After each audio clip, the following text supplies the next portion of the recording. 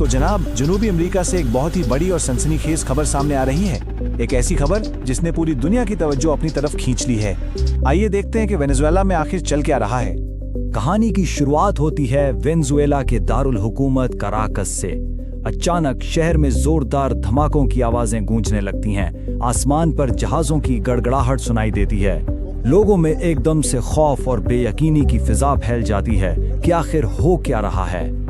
और फिर इसी अफरा तफरी के बीच अमेरिका की तरफ से एक ऐसा ऐलान आता है जो सबको हिला कर रख देता है। सदर ट्रंप दुनिया को बताते हैं कि अमेरिका ने एक बहुत बड़ा फौजी ऑपरेशन कामयाबी से मुकम्मल कर लिया है।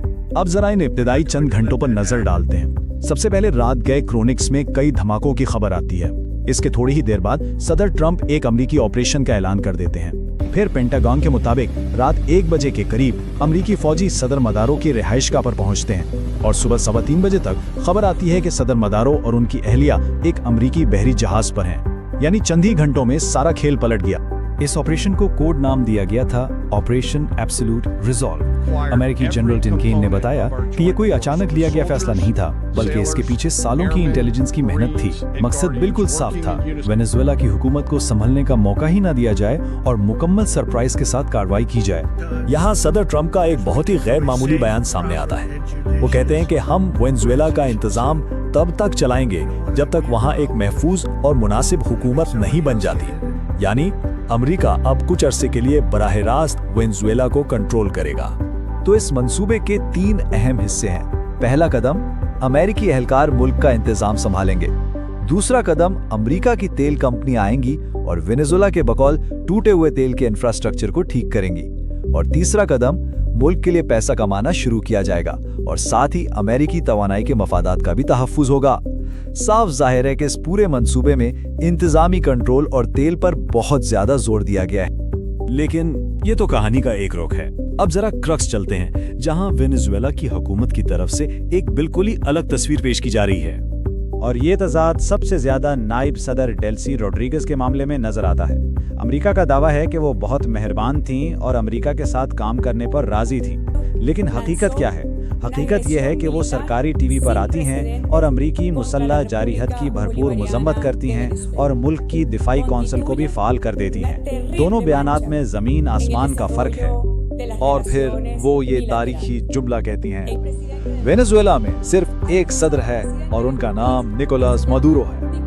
ये एक लाइन में वेनेजुएला का पूरा जवाबी बयानिया है। वो साफ कह रही हैं कि अमरीकी दावों से कुछ नहीं होता, मुल्क के सदर अब भी मदुरो ही हैं। बात यहाँ तक पहुँच गई है कि वेनेजुएला की हुकूमत अब अमेरिका से बाकायदा मुतालबा कर रही है कि वो सदर मदुरो और उनकी अहलिया के जिंदा होने का सबूत पेश करे। उनका कहना है कि अगर ऐसा ना किया गया तो हालात मजीद खराब हो सकते हैं। अब जाहिर है इतने बड़े वाक़े पर पूरी दुनिया की नजरें हैं। देखते हैं कि आलमी सतह पर क्या रद्द अमल आ रहा है। यूरोप की तरफ से मिला जुला रद्द अमल है। ब्रिटानिया का कहना है कि पहले हकाइक जानने होंगे।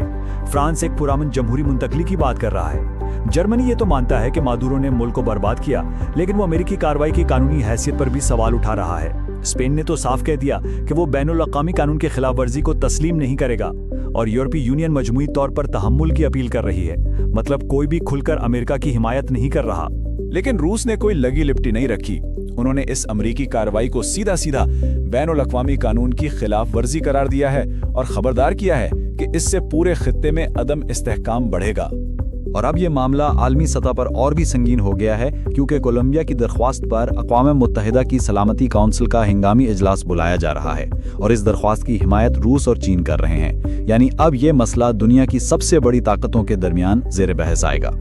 खैर, ये सब तो हो गया, लेकिन अब सबसे बड़े सवाल ये हैं कि अमेरिका ने ये कदम उठाया ही क्यों और अब इसके नताइज क्या होंगे। देखें, हुकूमतें तब्दील करने के मामले में अमेरिका का माजी कोई बहुत शानदार नहीं रहा। तो सवाल यह है कि इतना बड़ा जुआ खेलने की जरूरत क्यों पेश आई। अमरीकी हुकूमत ने इसकी कई वजूहात बताई हैं। उनका कहना है कि वो मंशियात की स्मगलिंग को रोकना चाहते थे, वो वेनेजुएला में अपने तेल के हुकूक वापस लेना चाहते थे, एक पड़ोसी मुल्क में इस्तेहकाम लाना चाहते थे और एक ऐसे लीडर को हटाना चाहते थे जिस पर न्यूयॉर्क में मंशियात और हथियारों के संगीन इल्जामात हैं। लेकिन अमेरिका का आमनों को हटाने का रिकॉर्ड तो अच्छा है, लेकिन उसके बाद के हालात को संभालने का रिकॉर्ड बहुत कमजोर है। और असल चैलेंज यही है किसी को हटाना एक बात है, लेकिन उसके बाद पैदा होने वाले खला को पुर करना और मुल्क को मुस्तहकम करना बिल्कुल दूसरी बात है। तो आखिर में सवाल यही रह जाता है कि ये सब क्या था? क्या ये वाकई आज़ादी के लिए एक जुर्रतमंदाना कदम था, या फिर तेल के लिए खेला गया एक बहुत बड़ा जुआ? इसका फैसला तो वक्त ही करेगा, लेकिन एक बात तय है, वेनेजुएला का मुस्तकबिल और शायद पूरे खित्ते का मुस्तकबिल अब एक बहुत बड़े सवालिया निशान के नीचे आ गया है।